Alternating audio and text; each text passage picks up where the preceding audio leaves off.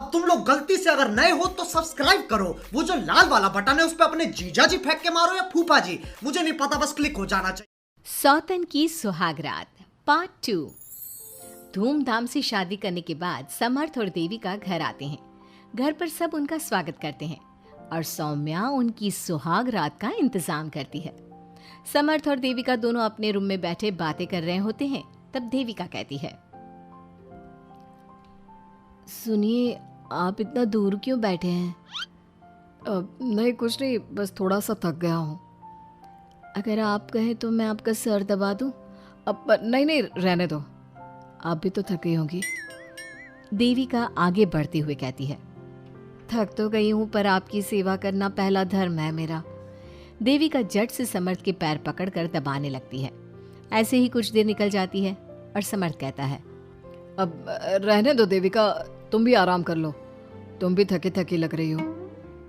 देविका मना करते हुए उठ जाती है और अपने बालों को खोलकर समर्थ का सर दबाने लगती है और कहती है, मेरी थकावट तो आप ही दूर कर दोगे ना? इतना कहकर देविका अपने खुले बालों को समर्थ के ऊपर डालती है।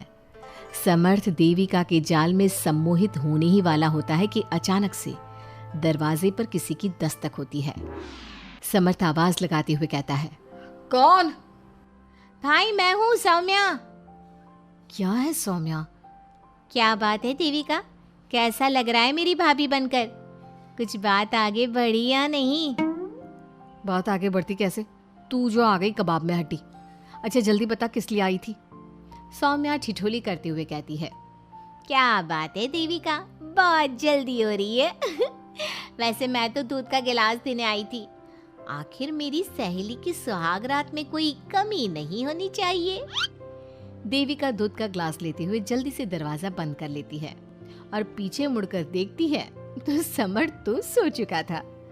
देविका समर्थ को उठाते हुए कहती है, सुनिए समर्थ जी, उठ जाइए ना, सौम्या दूध देने आई थी, इसे पी लीजिए फिर आप सो जाना। समर्थ नींद में उठता है और दूध पीकर फिर से सो जाता है। देविका उसके बगल में बैठी कहती है, सुनिए समर्थ जी, आज हमारी पहली रात है और आप सो रहे हो। समर्थ नींद में ही कहता है, देविका मैं बहुत थक गया हूँ, मुझे बहुत तेज नींद आ रही है, तुम भी सो जाओ।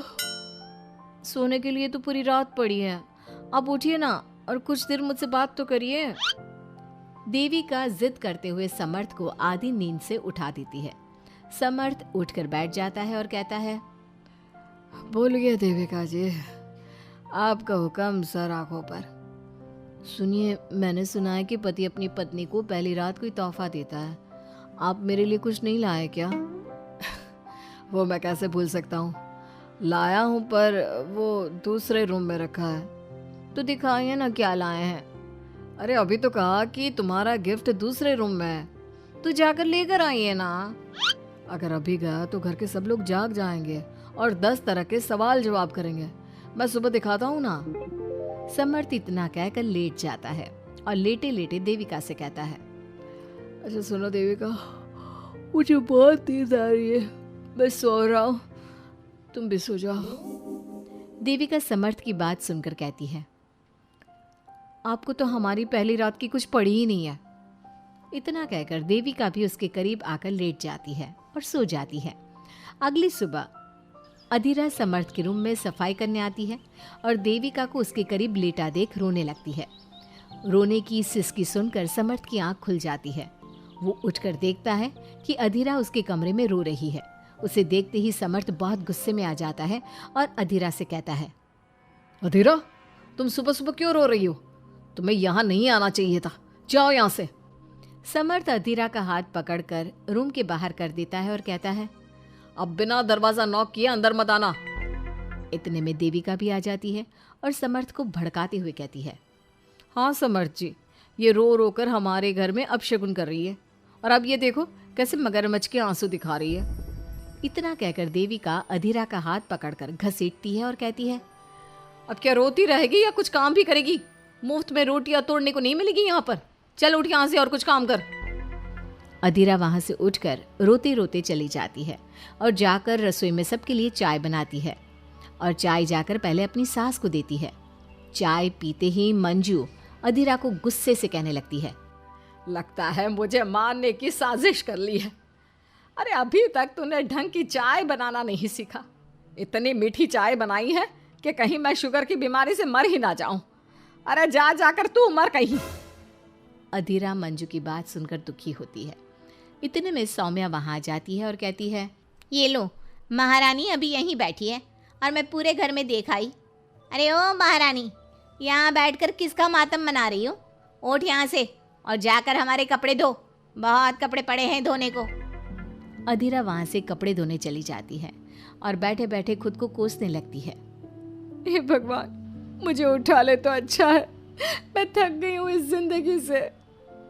ऐसे ही कुछ दिन निकल जाते हैं। अब समर्थ भी अपने काम पर जाना शुरू कर देता है।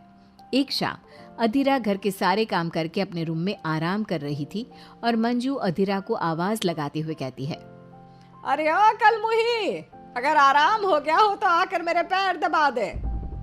देविका उस समय वहीं से गुजर रही थी और समर्थ का घर आने का टाइम देखकर देविका मंजू से कहती है, माँ जी सुनिए, आप कहें तो मैं दबा दूं आपके पाँव।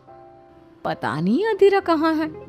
देविका मंजू के पांव दबाने बैठ जाती है और कुछ ही टाइम बाद समर्थ भी वहां आ जाता है और देविका को माँ के पांव दबाते देख बहुत खुश होता है। वो सीधे अपने कमरे में चला जाता है। समर्थ को देख मंजू देविका से कहती है, अच्छा सुन, जा जाकर खाना लगा दे। और समर्थ थक कर आया है ऑफिस से, जाकर उसे पानी को पूछ ले। देविका उठकर समर्थ के लिए खाना लगा देती है और रात में समर्थ और देविका सोने की तैयारी करते हैं। समर्थ कहता है, अच्छा देविका सुनो ना, मेरे पास आकर बैठो जरा। अरे पापा, मैं बहुत थक गई हूँ, मुझे नींद आ रही है। अरे आओ तो सही, आज तुम्हें माँ के पाँव दबाते देखकर बहुत अच्छा लगा। अच्छा क्यों नहीं लगेगा भला? पूरा दिन घर के काम किए हैं और शाम को माँ की सेवा, पर मेरा तो कोई हाथ बांटने वाला भी नहीं है घर में। क्यों? अधीरा और घर के बाकी लोग कहाँ जाते हैं? अधीरा की तो बात ही मत करो, वो महारानी तो बस मटर गश्ती करती रहती है और घर का सारा काम ना मुझे ही करना पड़ता है। मेरी तो किसी को पड़ी ही नहीं है, मैं तो सिर्फ एक नौकरानी हूँ इस घर में। अरे नहीं नहीं, ऐसा मत बोलो। क्यों ना बोलूँ? आपने मुझे वादा किया था ना कि आप मुझे रविवार को फिल्म दिखाने ले जाओगे और कपड़े भी दिलवाओगे, पर आपने तो एक भी वादा पूरा नहीं किया। अच्छा बाबा, कल रविवार है, कल ही चलते हैं और तुम्हारी सारी शिकायत दूर कर देते हैं। खुश? दोनों सो जाते हैं और अगली सुबह समर्थ और देविका बाहर घूमने चले जाते हैं।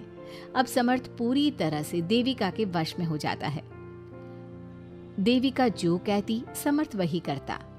क्या समर्थ को कभी अपनी बहन और दूसरी पत्नी की सच्चाई पता चल पाएगी?